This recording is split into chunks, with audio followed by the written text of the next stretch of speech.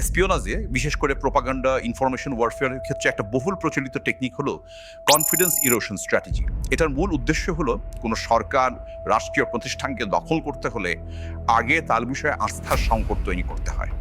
আপনাদের একটা উদাহরণ দেই, 2016 সালে তুরস্কে একটা কুপ্রচেষ্টা হয়েছিল, মনে আছে?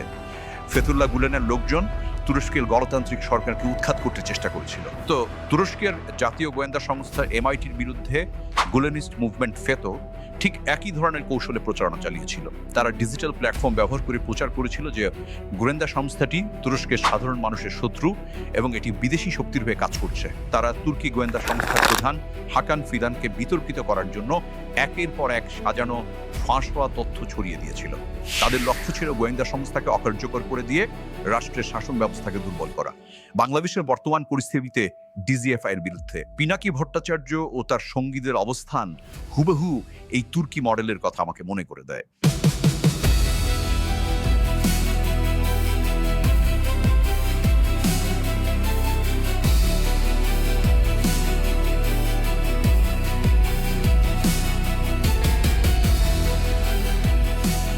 বাংলায় একটা কথা আছে না, ঝোপ বুঝে কোপ মারা। এটার একটা ক্লাসিক উদাহরণ স্থাপন করলেন সবার প্রিয় পিনাকি ভট্টাচার্য। ওসমান হাদি গুলিবিদ্ধ হওয়ার 1-1.5 ঘন্টার মাঝেই তিনি দাবি তোলেন যে এনএসআই, ডিজিএফআই সহ দেশের সব গোয়েন্দা সংস্থা বিলুপ্ত করতে হবে এবং এই বাহিনীর প্রধানদের সরিয়ে দিতে হবে। তখন তার এই দাবি পাগলের প্রলাপ মনে হলেও ঘটনার কয়েকদিনের মাঝে এটাকে একটি বৃহৎ ষড়যন্ত্রের অংশ বলে মনে হচ্ছে। আমার নিজের বিশ্লেষণে মনে হয়েছে ওসমান হাদিকে কেন্দ্র করে পরিচালিত কোঅর্ডিনেটেড ক্যাম্পেইন মূল লক্ষ্য হলো রাষ্ট্রীয় গুরুত্বপূর্ণ গোয়েন্দা সংস্থা ডিজিএফআই, এনএসআই এবং সেনাবাহিনীর ভাবমূর্তি ক্ষুণ্ণ করা, যাতে তাদের বিলুপ্ত করার গ্রাউন্ড তৈরি করা যায়। একই সাথে সরকারের বেশ কয়েকজন উপদেষ্টাকেও টার্গেট করা হয়েছে, যাতে সামরিক ও বেসামরিক প্রশাসনে অস্থিরতা সৃষ্টি করা যায়। এই প্রচারণার প্রধান কৌশল হিসেবে দেখা যাচ্ছে যে একটি নির্দিষ্ট রাজনৈতিক গোষ্ঠী এবং তাদের অনুসারী অনলাইন অ্যাক্টিভিস্টরা অত্যন্ত পরিকল্পিতভাবে জনমনে এই ধারণা গেঁথে দেওয়ার চেষ্টা করছে যে গোয়েন্দা সংস্থাটি মূল অপরাধীকে আইনের আওতায় আনার বদলে তাকে সুরক্ষা দিচ্ছে। প্রচারণার এই ধারাটি অত্যন্ত সুশৃঙ্খলভাবে বিভিন্ন স্তরে বিন্যস্ত করা হয়েছে। শুরুতে সুনির্দিষ্ট কিছু প্রভাবশালীর আইডি থেকে সন্দেহের বীজ বপন করা হয়, যেখানে পিনাকি ভট্টাচার্য প্রথম সন্দেহের অবতারণা করেন এবং প্রচার করেন যে এটি গোয়েন্দা ব্যর্থতা এবং এই সংস্থাগুলোর দরকার নেই। এবং প্রায় কিছু সময় পরই সেই গোষ্ঠীর বিভিন্ন অ্যাক্টিভিস্ট প্রচার শুরু করে যে আসামি পালিয়ে যাওয়ার একটি নির্দিষ্ট ন্যারেটিভ সাংবাদিক জুলকারনাইন সায়েলকে দিয়ে সংস্থাটি প্রচার করাচ্ছে, যাতে মূল আসামিকে তারা রক্ষা করতে পারে। পরবর্তীতে এই একই বার্তা বিভিন্ন অনলাইন পোর্টাল এবং কন্টেন্ট ক্রিয়েটরদের মাধ্যমে ব্যাপকভাবে ছড়িয়ে দেওয়া হয়, যা একটি সাধারণ ঘটনাকে প্রাতিষ্ঠানিক ষড়যন্ত্র হিসাবে উপস্থাপনের পথ প্রশস্ত করে। এটা একটা কমন প্রোপাগান্ডা কৌশল। এই প্রোপাগান্ডা মেকানিজমে গোয়েবলসীয় কায়দায় মিথ্যে বা অর্ধসত্যকে বারবার প্রচার করে সত্য হিসাবে প্রতিষ্ঠার চেষ্টা করা হয়েছে। আমার অনুসন্ধানে বেরিয়ে এসেছে যে এই প্রক্রিয়ায় অন্যতম প্রধান চালিকা শক্তি ছিলেন মোসাদ্দাক আল ইবনে মোহাম্মদ, যিনি একটি ফেসবুক পোস্টে অত্যন্ত সুকৌশলে সংস্থাটির একটি নির্দিষ্ট অংশকে এই হামলার সাথে জড়িয়ে দেন এবং ঘটনাটিকে রাষ্ট্রকে অকার্যকর করার একটি পরিকল্পিত ষড়যন্ত্র হিসেবে দাবি করেন, যা মুহূর্তেই ভাইরাল হয়। ঠিক এর পরপরই তুরস্ক প্রবাসী অ্যাক্টিভিস্ট মোহাম্মদ সাইফুল ইসলাম একটি পোস্ট করেন, যেখানে তিনি সাইলকে একটি সংস্থার পেইড এজেন্ট হিসেবে সরাসরি আখ্যা দেন এবং আসামির পলায়ন সংক্রান্ত তথ্য প্রচারকে একটি সাজানো নাটক হিসেবে চিত্রায়িত করেন। লক্ষণীয় যে সাইফুলের এই পোস্টটি বাঁশের কেল্লা এবং দেশ নিউজের মতো প্ল্যাটফর্মগুলো হুবহু কপি পেস্ট করে প্রচার করেছে, যা প্রোপাগান্ডাটির প্রাতিষ্ঠানিক ও কাঠামোগত রূপকে ফুটিয়ে তোলে। প্রচারণার এই ধারাবাহিকতায় যুক্ত হয় প্রযুক্তিগত ভ্রান্তি তৈরির চেষ্টা। তানভীর আহমেদ আরজেল এবং মোহাম্মদ দিদারুল করিমের মতো ব্যক্তিরা জুলকারনাইন সায়েরের দেওয়া ইন্টারসেপ্টেড ছবি বা তথ্যের সত্যতাকে চ্যালেঞ্জ করেন। দিদারুল করিম দাবি করেন যে মেসেঞ্জার বা হোয়াটসঅ্যাপের মতো এনক্রিপ্টেড প্ল্যাটফর্ম থেকে তথ্য উদ্ধার করার প্রযুক্তি সংস্থাটির নেই, এমনকি এফবিআইও মেটার অনুমতি ছাড়া এটি পারে না। এবং এর মাধ্যমে জনমনে এই বিশ্বাস স্থাপনের চেষ্টা করা হয় যে যেহেতু সায়ের আগাম তথ্য পাচ্ছেন, সেহেতু সংস্থাটি নিজেই আসামিদের পালিয়ে যেতে সরাসরি সহায়তা করছে এবং সায়েরকে দিয়ে তার প্রচার করিয়ে আইনি প্রক্রিয়ার একটি ভুয়া প্রতিচ্ছবি তৈরি করছে। এই প্রচারণার মাধ্যমে সংস্থাটিকে ফাঁসানোর চূড়ান্ত চেষ্টা ফুটে ওঠে জেহাদি শামস ও জসিমউদ্দিন জোহার মতো ব্যক্তিদের বক্তব্যে। জেহাদি শামস দাবি করেন যে সংস্থাটি নির্বাচন বানচাল বা বিশেষ কোনো রাজনৈতিক পটভূমি তৈরির উদ্দেশ্যে এই হত্যাকাণ্ড সংঘটিত করেছে কিনা তা তদন্ত হওয়া উচিত, কারণ সংস্থাটি আগে থেকেই জানতো ঘাতকরা কোন সীমান্ত দিয়ে পালাচ্ছে। অন্যদিকে জসিমউদ্দিন জুহা সরাসরি অভিযোগ করেন যে সংস্থাটি এখন শুটার ভাড়া করে সরাসরি গুলি চালাচ্ছে এবং দেশের বর্তমান অস্থিরতার পেছনে তাদের হাত থাকার সম্ভাবনা রয়েছে।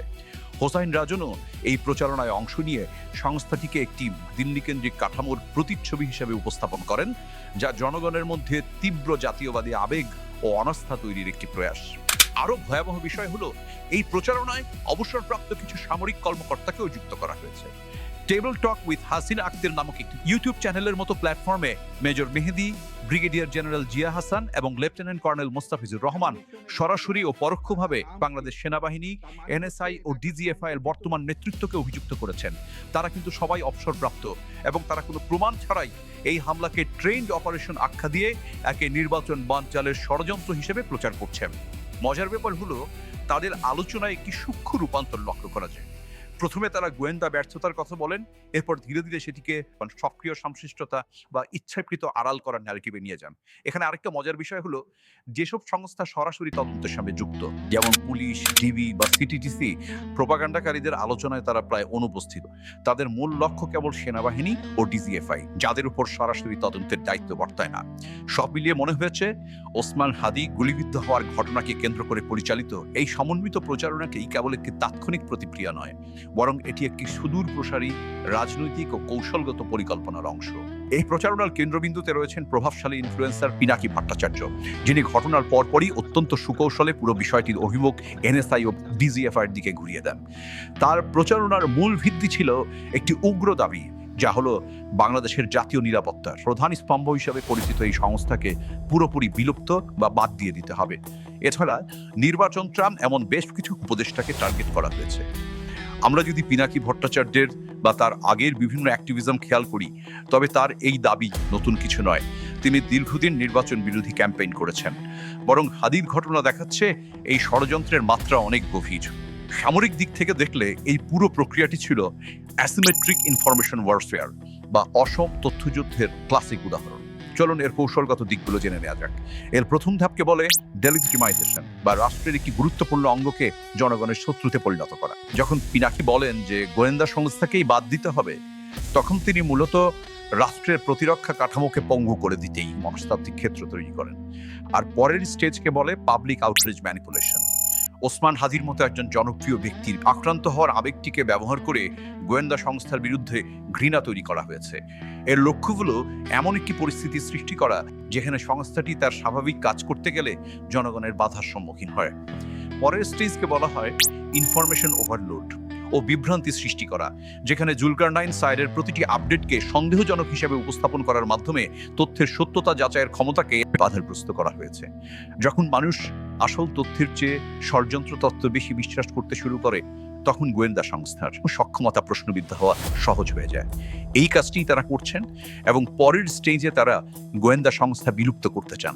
এটা থেকে পরিষ্কার হয় পিনাকি ভট্টাচার্যের শুরু করা এই ন্যারেটিভটি মূলত সেই চূড়ান্ত আন্দোলনের জন্য জনমত তৈরির একটি ডিজিটাল ভিত্তি। দর্শক, আশা করি বাংলাদেশের সরকার ও মানুষ এই গভীর ষড়যন্ত্র উপলব্ধি করে সম্মিলিতভাবে তা মোকাবেলা করতে পারবে এবং ফেব্রুয়ারিতে নির্বাচনের মাধ্যমে একটি সুন্দর ভবিষ্যতের দিকে দেশকে এগিয়ে নিয়ে যাবে।